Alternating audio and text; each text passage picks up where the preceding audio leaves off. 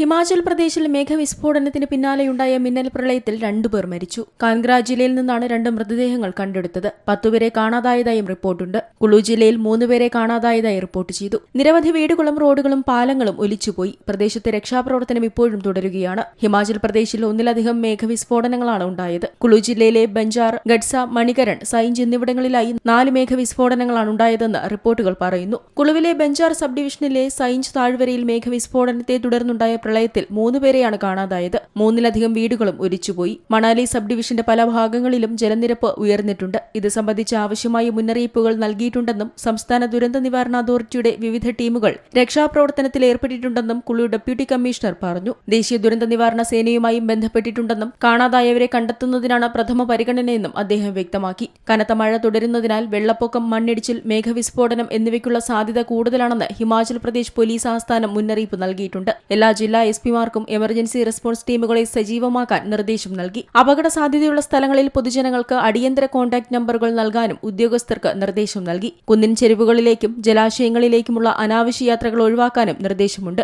National desk, C Malayalam news. ഏറ്റവും പുതിയ വാർത്തകളും വിശേഷങ്ങളും വിരൽ തുമ്പിലറിയാൻ സി മലയാളം ന്യൂസ് എല്ലാ ഡിജിറ്റൽ പ്ലാറ്റ്ഫോമുകളിലും ലഭ്യം.